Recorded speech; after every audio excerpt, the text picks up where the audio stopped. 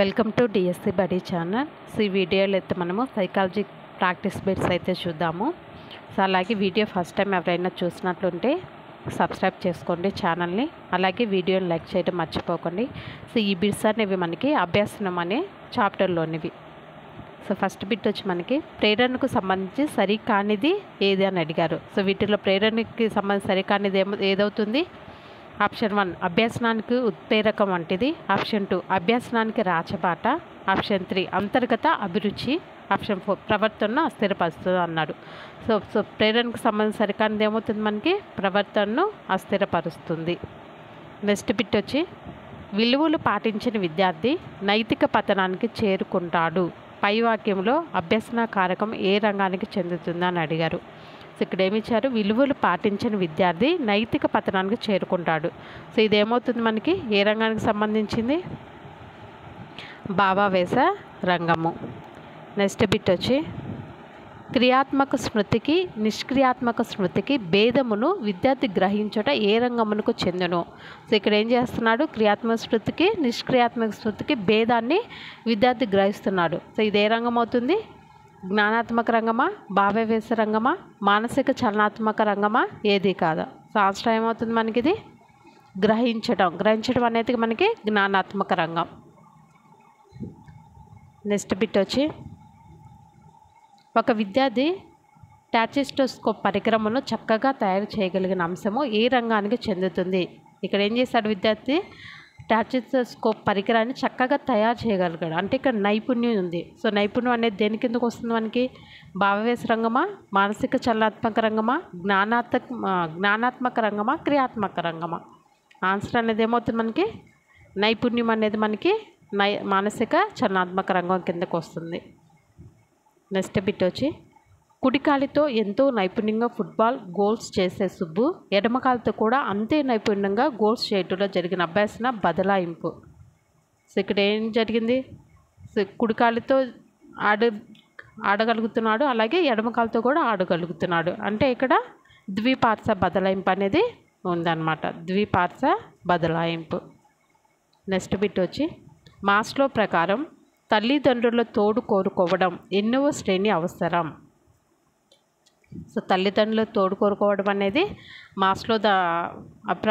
Maslow ప్రకారం ఎన్నవ శ్రేణి అవుతుంది? 2వ శ్రేణి అవుతుంది. నెక్స్ట్ బిట్ వచ్చి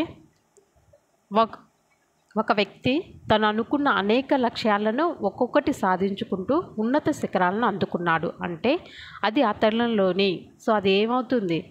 తను అనుకున్న అనేక లక్ష్యాలు అనుకున్నాడు, దాంట్లో అన్నీ ఒక్కొక్కటి సాధించుకుంటూ వస్తున్నాడు. సో అదేమవుతుంది? అంతర్గత ప్రేరణ అవుతుందా, బహిర్గత ప్రేరణనా, సాధన ప్రేరణనా, అసామాన్య ప్రేరణనా? సో ఏమవుతుంది? అది సాధన ప్రేరణ. నెక్స్ట్ బిట్ వచ్చి ఈ క్రింది వాణిలో బహిర్గత ప్రేరణ. సో కింద ఇచ్చిన వాటిలో మనకి బహిర్గత ప్రేరణ అనేది ఏమవుతుంది? రాము వ్యక్తిగత తృప్తి కోసం ఆటలు ఆడటం. నెక్స్ట్ సుబ్బు కథల పుస్తకాలు చదివి ఆనందపడటం. నెక్స్ట్ థర్డ్ ఆప్షన్ వచ్చి సీత తన అమ్మ సంతృప్తి కోసం ఇంటి పనులు చేయడం. ఆప్షన్ 4 వచ్చి 1 మరియు 2 అని ఇచ్చారు. ఇక్కడ బహిర్గత ప్రేరణ అన్నారు. సో బహిర్గత ప్రేరణ అనేది ఏమవుతుంది? కింద సీత తన అమ్మ సంతృప్తి కోసం ఇంటి పనులు చేయడం. సో ఇది బహిర్గత ప్రేరణ అవుతుంది. వ్యక్తిగత తృప్తి కోసం మాట్లాడడం అనేది అంతర్గత ప్రేరణ. సో సొంతగా సుబ్బు కథల పుస్తకాలు చదివి ఆనందపడడం అనేది కూడా అంతర్గత ప్రేరణ అవుతుంది. సో ఆన్సర్ వచ్చి మనకి ఆప్షన్ 3. నెక్స్ట్ బిట్ వచ్చి ఉపాధ్యాయులకు సెప్టెంబర్ 5న ఇచ్చు ఉత్తమ ఉపాధ్యాయ అవార్డులు వారిలో సో ఉత్తమ ఉపాధ్యాయ అవార్డులు ఇచ్చినప్పుడు వాళ్ళు ఏది అనేది ప్రేరణ అవుతుంది? అంతర్గత ప్రేరణ ఇస్తాయా, బహిర్గత ప్రేరణ ఇస్తాయా, 1 మరియు 2 ఏది కాదా? సో అదేమవుతుంది? ఉత్తమ ఉపాధ్యాయ అవార్డులు ఇస్తే వాళ్ళలో బహిర్గత ప్రేరణ అనేది ఇస్తాయి, బహిర్గత ప్రేరణ ఇస్తాయి. నెక్స్ట్ బిట్ వచ్చి స్వీయ ప్రశాంతత కోసం దేవుడిని పూజించిన వ్యక్తి. సో ఏమవుతుంది? స్వీయ అంటే తన కోసం, తన యొక్క ప్రశాంతత కోసం దేవుణ్ణి పూజిస్తున్నాడు. అంటే ఇక్కడ అంతర్గతంగా ప్రేరేపితుడవుతున్నాడు. సో ఆన్సర్ వచ్చి మనకి ఆప్షన్ 1 అనేది కరెక్ట్ ఆన్సర్. నెక్స్ట్ బిట్ వచ్చి ఈ క్రింది వానిలో అంతర్గత ప్రేరణకు ఉదాహరణ. అంతర్గత ప్రేరణకు ఉదాహరణ ఏంటి? పొగుట మరియు శిక్షణ, బహుమానము, దండనాన, అభిరుచుల, ఇతరుల ఆంక్షల. సో ఆన్సర్ అనేది ఏమవుతుంది మనకి? అభిరుచులు.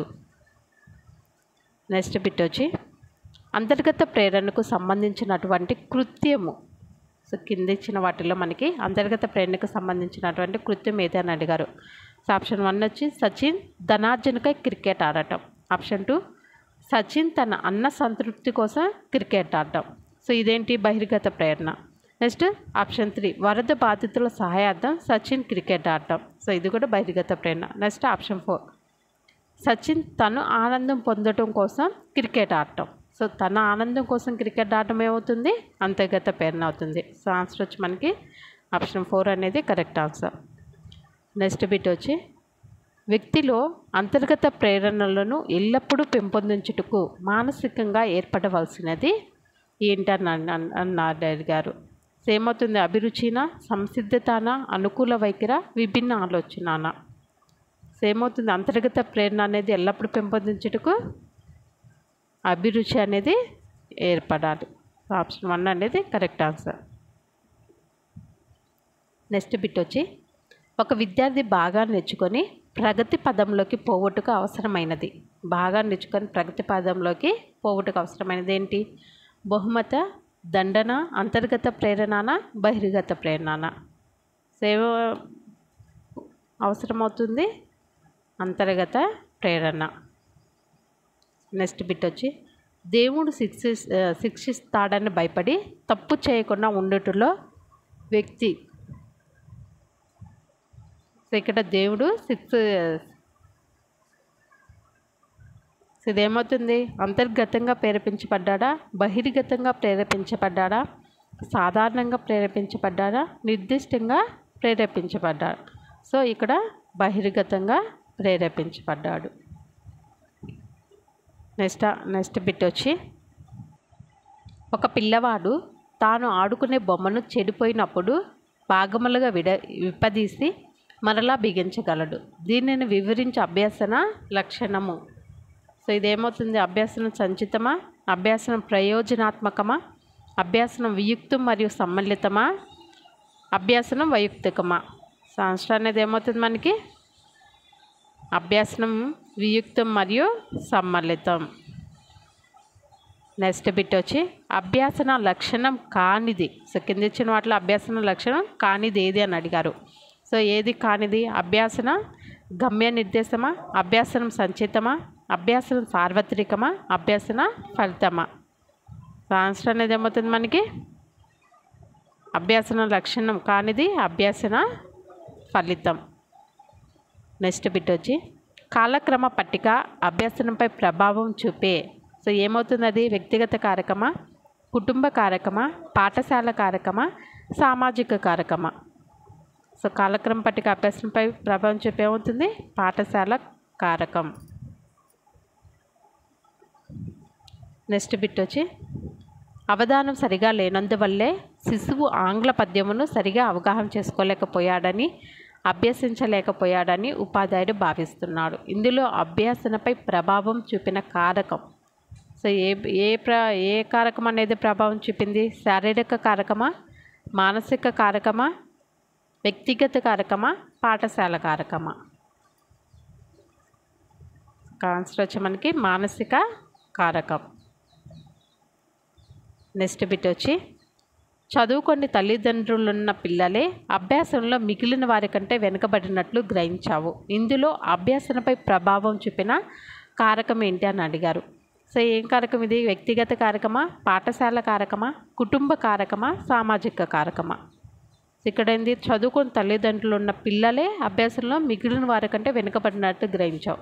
సో ఇదేమవుతుంది? కుటుంబ కారకం. నెక్స్ట్ బిట్ వచ్చి ఒక విద్యార్థికి వయసుకు మించిన అంశములను బోధించినప్పుడు ఈ కింది సూత్రాన్ని పాటించినట్లు. సో ఏ సూత్రాన్ని పాటించినట్లు? నిబంధన నియమమా, సంసిద్ధత నియమమా, అభ్యాస నియమమా, ఫలిత నియమమా. ఆన్సర్ వచ్చి మనకి సంసిద్ధత నియమం. నెక్స్ట్ బిట్ వచ్చి పావులో ఉన్నత క్రమ నిబంధనలో ఉపయోగించిన సహజ ఉద్దీపన. సో సహజ ఉద్దీపన ఏం ఉపయోగించారు? ఆహారం.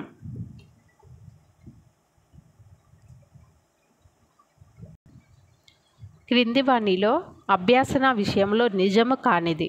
సో కింది వాటిలో అభ్యాసన విషయంలో నిజం కానిది ఏది అని అడిగారు. సో ఆప్షన్ 1 వచ్చి ప్రవర్తనలో వచ్చు శాశ్వత మార్పు.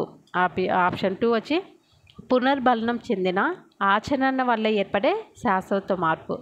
ఆప్షన్ 3 వచ్చి అనుభవం శిక్షణ వల్ల ఏర్పడు శాశ్వత మార్పు. ఆప్షన్ 4 వచ్చి పరిపక్వత వల్ల ఏర్పడే శాశ్వత మార్పు అని ఇచ్చారు. సో వీటిలో నిజం కానిది ఏది? పరిపక్వత వల్ల ఏర్పడే శాశ్వత మార్పు. నెక్స్ట్ బిట్ వచ్చి ఈ క్రింది వాణిలో అభ్యాసనమునకు సంబంధించి సరి అయినది. సో కింది ఇచ్చిన వాటిలో అభ్యాసనానికి సంబంధించి సరి అయినది ఏంటి? సహజాతం వల్ల మార్ప, పరిపక్వత వల్ల మార్ప, అనుభవం వల్ల మార్ప, అలసట వల్ల మార్ప. సో ఆన్సర్ ఏమవుతుంది? అనుభవం వల్ల మార్పు. నెక్స్ట్ బిట్ వచ్చి ఈ క్రింది వాణిలో అభ్యాసనము. సో కింది ఇచ్చిన వాటిలో అభ్యాసనం అనేది ఏదవుతుంది? పెద్దవారిని గౌరవించటమా, పెద్ద కాంతికి కళ్ళు మూయటమా, త్రాగినప్పుడు తుల్లుటానా, సంవత్సరం పిల్లవాడు నడవగలుగుతానా. సో ఆన్సర్ అనేది ఏమవుతుంది? పెద్దవారిని గౌరవించటం. నెక్స్ట్ బిట్ వచ్చి ఐ అనే పదానికి బహువచనం ఐస్ అని నేర్చుకున్న విద్యార్థి తూత్ అనే పదానికి తీత్ అని కాక తూస్త్ అనడం ఈ రకం శిక్షణ బదలాయింపు.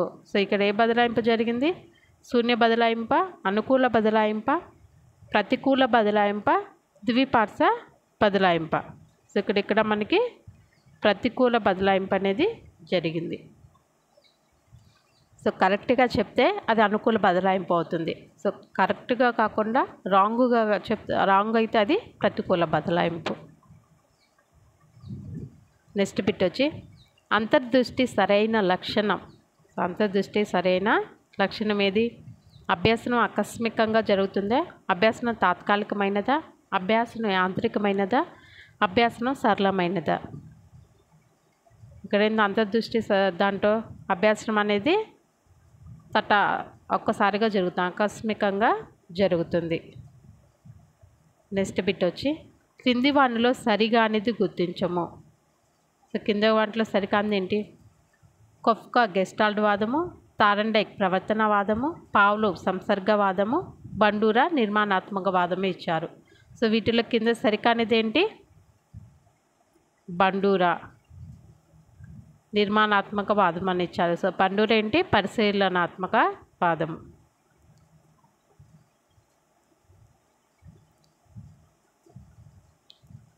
నెక్స్ట్ బిట్ వచ్చి ప్రస్తుత పరిస్థితులకు గాంధీజీ లాంటి నాయకుడు మనకు చాలా అవసరమని ఉపాధ్యాయుడు విద్యార్థులకు స్ఫూర్తి కలిగించి వారిని ఆ దిశకు మళ్ళిస్తే ఆ ఉపాధ్యాయుడు వీరి సిద్ధాంతాన్ని అనుసరిస్తున్నట్లు అనేశారు. సో ఎవరి సిద్ధాంతాన్ని అనుసరిస్తున్నట్లు? స్కిన్నరా, తారండైకా, వైగోట్స్కీనా, బండూరానా. ఏమవుతుంది ఆన్సర్ మనకి? బండూరా. నెక్స్ట్ బిట్ వచ్చి ప్రాజెక్ట్ పద్ధతికి ఈ క్రింది అభ్యాసన సిద్ధాంతం యొక్క మూలము. ఏ సిద్ధాంతం? అంతర్దృష్టి సిద్ధాంతమా, నిబంధనమా, యత్నదోష సిద్ధాంతమా, పరిశీలనానా. సో ప్రాజెక్ట్ పద్ధతికి ఈ కింది అభ్యాసన సిద్ధాంతం యొక్క మూలం వచ్చి అంతర్దృష్టి అభ్యాసన సిద్ధాంతం.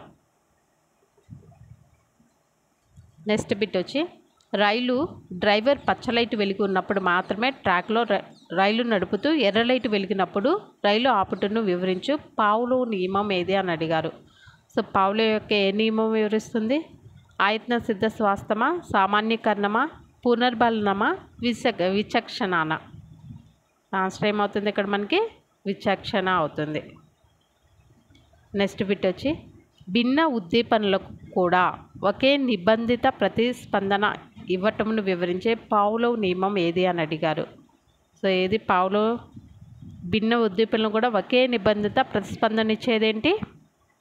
ఉన్నత క్రమ నిబంధన. నెక్స్ట్ బిట్ వచ్చి కార్యసాధన నిబంధనలో ఎలుక నొక్కిన మేట కార్యసాధన నిబంధనలో ఎలుక నొక్కిన మీట అనేది ఏంటి? నిబంధిత ఉద్దీపనానా, నిబంధిత ప్రతిస్పందనానా, సహజ ఉద్దీపనానా, పునర్బలనమా? సో ఆన్సర్ అనేది ఏమవుతుంది? నిబంధిత ఉద్దీపన. నెక్స్ట్ బిట్ వచ్చి విద్యార్థి యొక్క స్వీయ అభ్యాసనకు క్రియాశీలతకు ప్రాధాన్యత ఇచ్చిన అభ్యాసన సిద్ధాంతం ఏదని అడిగారు. సో ఏ అభ్యాసన సిద్ధాంతం? కార్యసాధక నిబంధన సిద్ధాంతం. నెక్స్ట్ బిట్ వచ్చి పాత్ర క్రీడ రోల్ ప్లేకు ప్రాధాన్యత ఇచ్చిన అభ్యాసన సిద్ధాంతం ఏది అని అడిగారు. సో ఏ సిద్ధాంతం? పరిశీలన సిద్ధాంతమా, అంతర్దృష్టి సిద్ధాంతమా, సాంఘిక సాంస్కృతిక సిద్ధాంతమా, యత్నదోష సిద్ధాంతమా? సో రోల్ ప్లేకి ప్రాధాన్యత ఇచ్చిన అభ్యాసన సిద్ధాంతం ఏంటి? పరిశీలన సిద్ధాంతం. నెక్స్ట్ బిట్ వచ్చి అంధుడైన వృద్ధుణ్ణి రోడ్డు దాటించిన శిశువును ఉపాధ్యాయుడు అభినందించాడు. ఆ ప్రోత్సాహంతో అలాంటి మంచి పనులు చేయడం అలవాటుగా చేసుకున్నాడు విద్యార్థి. దీనిలోని ముఖ్యాంశం వివరించే అభ్యసన సిద్ధాంతం ఏది అని అడిగారు. సో దీని ఆన్సర్ వచ్చి మనకి అంతర్దృష్టి సిద్ధాంతం.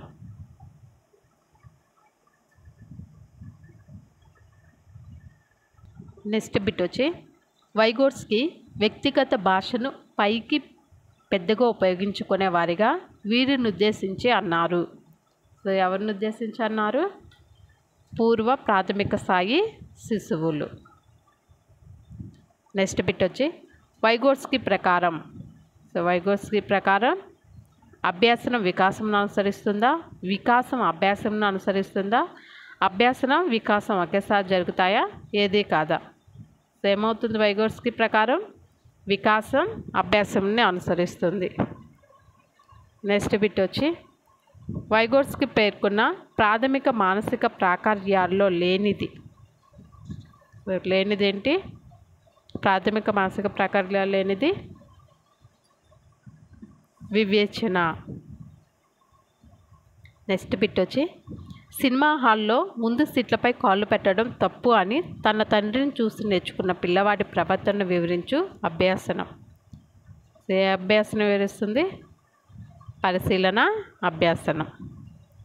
నెక్స్ట్ బిట్ వచ్చి క్రింది వాణిలో శాస్త్రీయ నిబంధనకు సంబంధించినది. వీటిలో శాస్త్రీయ నిబంధనకు సంబంధించినది ఏది? వదిలివేయబడిన ప్రతిస్పందనలు ఉంటాయి. నెక్స్ట్ బిట్ వచ్చి పీచు మిఠాయి వాడి గంట విన్న వెంటనే ఇంటిలో నుండి పీచు మిఠాయి వాడు వచ్చిన విషయాన్ని గ్రహించి బయటకు వచ్చిన సుబ్బులో జరిగిన అభ్యాసనను వివరించే అభ్యాసన సిద్ధాంతం. సో ఏ సిద్ధాంతం? నిబంధన సిద్ధాంతం. నెక్స్ట్ బిట్ వచ్చి నిబంధన ప్రక్రియ విరమణ జరిగినప్పటికీ అనుకోని విధంగా నిబంధన ప్రతిస్పందన బయటపడడం ఏమవుతుంది? అది ఆయత్న సిద్ధ స్వాస్థం. నెక్స్ట్ బిట్ వచ్చి ఎన్నిసార్లు ఆడినా క్యారమ్స్లో ఓడిపోతూ ఉండే సుబ్బు క్రమంగా క్యారమ్స్ పట్ల అయిష్టత ఏర్పరచుకొని ఆడటం ఆపివేసినాడు. దీనిపై ప్రభావం చూపిన థార్న్డైక్ నియమం ఏమవుతుంది? అది ఫలిత నియమం. నెక్స్ట్ బిట్ వచ్చి చదివిన ఒక విషయమును రాము అనేక సార్లు మననం చేసుకున్నాడు. తద్వారా దాన్ని తప్పు లేకుండా నేర్చుకోగలిగాడు. ఇది ఏ అభ్యాసన నియమంను ధృవీకరిస్తుంది? సో ఏ అభ్యాసన నియమాన్ని ధృవీకరిస్తుంది? అభ్యాస నియమం. నెక్స్ట్ బిట్ వచ్చి పియాజే అభ్యాసన సిద్ధాంతమునకు చెందని అంశం ఏది అని అడిగారు. సో పియాజే అభ్యాసన సిద్ధాంతం చెందనిది ఏంటి? స్కీమాటానా, అనుగుణ్యతనా, సాంశీకరణమా, అనుకరణనా? సో ఆన్సర్ వచ్చి మనకి అనుకరణ. నెక్స్ట్ బిట్ వచ్చి అభ్యాసంను వేగవంతం చేయుటకు తోడ్పడేది. సో అభ్యాసనాన్ని వేగవంతం చేయడానికి తోడ్పడేది ఏంటి? ప్రేరణ. నెక్స్ట్ బిట్ వచ్చి నిబంధన ప్రక్రియలో సంసర్గము ఏ రెండింటి మధ్య ఏర్పడుతుంది? సో ఏ రెండింటి మధ్య ఏర్పడుతుంది? యుసిఎస్ సిఎస్. నెక్స్ట్ బిట్ వచ్చి పియాజే అభ్యాసన సిద్ధాంతం ప్రకారం కొత్త అనుభవాలను ఇదివరకున్న జ్ఞాన అంశాలతో కలిపే ప్రక్రియ ఏది అని అడిగారు. సో ఏ ప్రక్రియ? స్వాయత్తీకరణమా, సమన్వయపరచటమా, తటస్థీకరించడమా, సర్దుబాటు చేసుకోవడమా? సో ఆన్సర్ ఏమవుతుంది మనకి? స్వాయత్తీకరణం. నెక్స్ట్ బిట్ వచ్చి, పాలు త్రాగే శిశువు పాలు మాన్పించిన తర్వాత చేతివేళ్ళు లేదా నిప్పులు ఉపయోగించి గత ఆనందాన్ని పొందడం అనేది పియాజే అభ్యసనంలోని ఈ సూత్రాన్ని తెలియజేస్తుంది. ఏ సూత్రాన్ని తెలియజేస్తుంది? సానుకూలత. నెక్స్ట్ బిట్ వచ్చి, ఒక వ్యక్తి నేర్చుకుని పాటించే నిజాయితీ అనే లక్షణం ఆ వ్యక్తి యొక్క అన్ని చర్యల్లోకి బదలాయించబడుతుంది అని చెప్పే అభ్యసన బదలాయింపు సిద్ధాంతం ఏది అని అడిగారు. సో ఏ సిద్ధాంతం? ఆదర్శాల సిద్ధాంతం. నెక్స్ట్ బిట్ వచ్చి, పాఠశాలలో బోధనా కార్యక్రమాలను దేనిని దృష్టిలో పెట్టుకొని రూపొందిస్తారు? సో దేన్ని దృష్టిలో పెట్టుకొని రూపొందిస్తారు? విద్యార్థి పరిపక్వత. నెక్స్ట్ బిట్ వచ్చి, సిట్ యొక్క పాస్ట్ రూపము శాటన్ నేర్చుకున్న పిల్లవాడు లిట్ యొక్క పాస్ట్ రూపము లాటన్ అభ్యసించడం. సో ఏమవుతుంది ఇది? ప్రతికూల బదలాయింపు. నెక్స్ట్ బిట్ వచ్చి, పిల్లవాడు ఈత నేర్చుకోవడంపై దృష్టి పెట్టక నీళ్ళతో ఆడుకోవటం, నీళ్లు ఇతరులపైకి పోయడం లాంటివి చేయడం వల్ల అభ్యసనపై పట్టు ఏర్పడదు. దీనినే థార్న్డైక్ ఈ నియమంగా పేర్కొన్నాడు. సో ఏ నియమంగా పేర్కొన్నాడు? బహుళ ప్రతిస్పందన. నెక్స్ట్ బిట్ వచ్చి, ఒక ఎలక్ట్రిక్ రైలు తూర్పు నుండి పడమర వైపుకు ప్రయాణిస్తుంది. గాలి దక్షిణం నుండి ఉత్తర దిశకు వీస్తుంటే పొగ ఏ వైపుకు వెళ్తుంది అన్న సమస్యకు పరిష్కారం. సో ఇదేమవుతుంది? నిబంధన అభ్యసనమా, పరిశీలన అభ్యసనమా, అంతర్దృష్టి అభ్యసనమా, యత్నదోష అభ్యసనమా? సో ఏమవుతుంది? అంతర్దృష్టి అభ్యసనం. నెక్స్ట్ బిట్ వచ్చి, భాషా నైపుణ్యాలు క్రీడా నైపుణ్యాల్లో జరుగు బదలాయింపు. సో ఏ బదలాయింపు జరుగుతుంది? శూన్య బదలాయింపు. అక్కడ ఏ బదలాయింపు కూడా జరగదన్నమాట. నెక్స్ట్ బిట్ వచ్చి, ఆధునిక భౌతిక శాస్త్ర పరిజ్ఞానము ఎలక్ట్రానిక్ శాస్త్ర అభ్యసనంలో జరుగు బదలాయింపు. సో ఇక్కడ ఏమిచ్చాడు? ఆధునిక భౌతిక శాస్త్ర పరిజ్ఞానం అలాగే ఎలక్ట్రానిక్స్ శాస్త్ర అభ్యసనం. సో ఏమవుతుంది ఇది? అనుకూల బదలాయింపు. నెక్స్ట్ బిట్ వచ్చి, తెలుగు గ్రామర్ బాగా నేర్చుకున్న రాము సైన్స్లో ప్రయోగాలు కూడా చాలా బాగా చేయడం నేర్చుకోగలిగాడు. ఇందులో జరిగిన బదలాయింపు. ఇక్కడ ఎలాంటి బదలాయింపు జరుగుతుంది? తెలుగు గ్రామర్ వేరు, సైన్స్ ప్రయోగాలు వేరు కదా. సో ఇక్కడ ఎలాంటి బదలాయింపు అనేది జరగదు కాబట్టి శూన్య బదలాయింపు. నెక్స్ట్ బిట్ వచ్చి, బాయ్కి బహువచనం బాయ్స్ అని నేర్చుకున్న పిల్లవాడు చైల్డ్కి బహువచనం చైల్డ్స్ అనుట. సో ఇదేమవుతుంది? వ్యతిరేక బదలాయింపు. నెక్స్ట్ బిట్ వచ్చి, రేడియో రిపేర్ చేయడం నేర్చుకున్న వ్యక్తి టేప్ రికార్డర్ రిపేర్ కూడా చాలా సులువుగా నేర్చుకోగలుగుతాడు అని వివరించే అభ్యసన బదలాయింపు సిద్ధాంతం ఏదే అని అడిగారు. సో ఇది ఏమవుతుంది? సమరూప మూలకాల సిద్ధాంతమా, సాధారణీకరణ సిద్ధాంతమా, గెస్టాల్ట్ సిద్ధాంతమా? సో ఏమవుతుంది? సాధారణీకరణ సిద్ధాంతము. సో వీడియో నచ్చితే లైక్ చేయండి, అలాగే ఛానల్ అయితే సబ్స్క్రైబ్ చేసుకోండి. Thank you for watching.